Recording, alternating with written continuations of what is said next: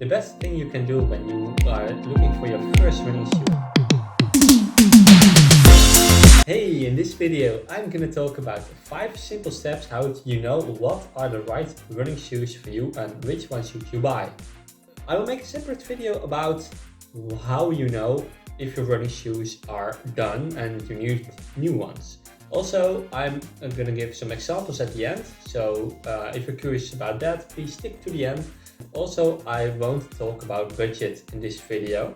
So let's go on with it. 5 simple steps how you know what are the right running shoes for you. First of all, it's important to think about your running goals for the coming time. If you're going for a distance, let's say a marathon, you probably need a little bit more cushioning than when you go for a 10K, because you are going to increase the distance that you're going to run, and then you probably need more cushioning in order to prevent you from getting injured. Also, if you go for like high speed, maybe a 10K PB, you need more responsiveness shoes. So maybe a little bit less cushioning and more stiffer insole. The second thing is your body. That's mainly injuries. Have you had any injuries in the past? That's also what you should look into, because once you have had an injury, you will keep like injury prone in that specific area of your body.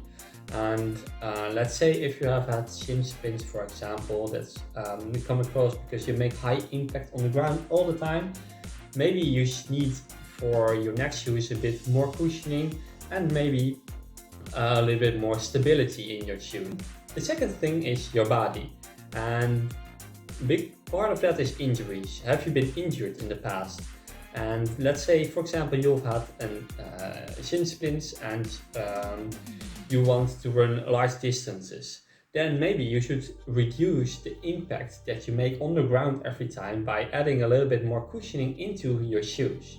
If you're like really unstable with running or in general, maybe you should get shoes with a lot of stiffness, more stability in the shoes. And secondly, also in this point, if you are like a heavier runner, then you should also think about getting some more cushioning.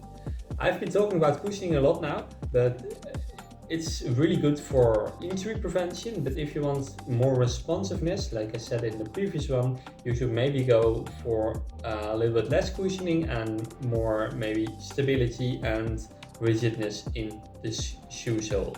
Thirdly, it's important to know where you are going to run. If you're preparing for a trail race and you're going to be running over the dunes and whatever in the forest, then maybe a trail shoe is the right shoe for you. Otherwise, if you're mainly running in the city, on the roads, if you're preparing for a 10K on the road or a marathon in a city, then you should go for shoes that are made for the road. The fourth thing you should take into account is how you run. Like if you're running neutral or if you pronate a bit too much or too less. And there are a lot of videos about explaining what pronation, anti-pronation shoes and also super pronation are. So please check them out if you don't know what I'm talking about. And then the fifth, this is also important, like how do you land?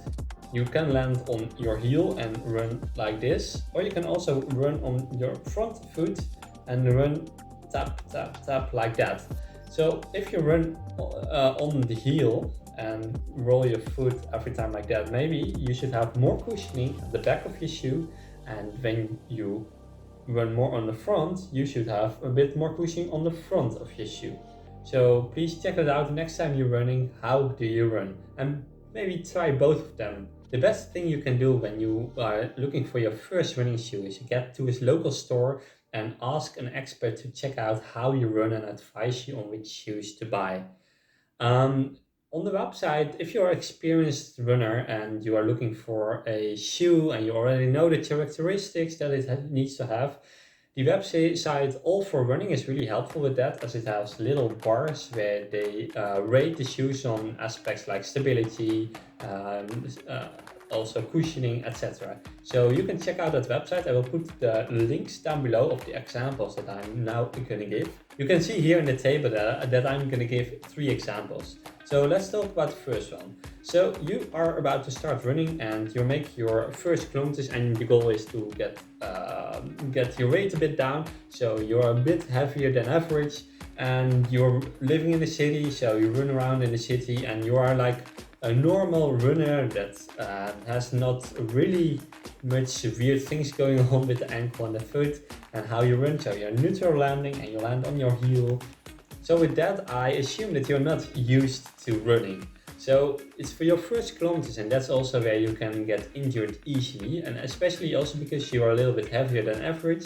So you should maybe opt for a more cushioning that dampens the time you hit the road every time a bit more.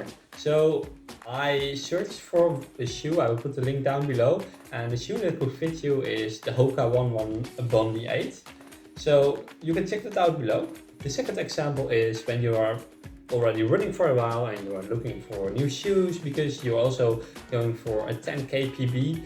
So your body is like really normal. You are going to run that PB on the road and you strike on your forefoot every time you land. So there are specially shoes designed for that you land on the forefoot and it gives you extra speed every time you set a step. So a shoe that really fits into this profile is the Solsony Endorphin Shift 3.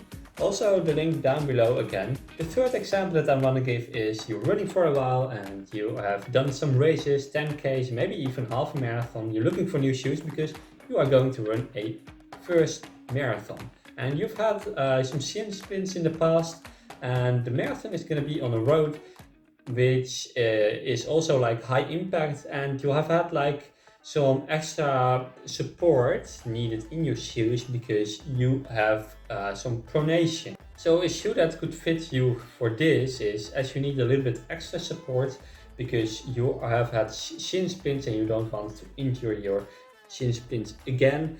So you need some extra support and extra stability and extra cushioning. And a shoe that fits this profile is the Essex Gel Cayano 29. So also here the link is down below. If you like this video, please give it a thumbs up and subscribe to this video. Please ask some questions if you have them after this I explain. Maybe I can make another video about the questions that you have. Thank you for watching and probably see you in the next video.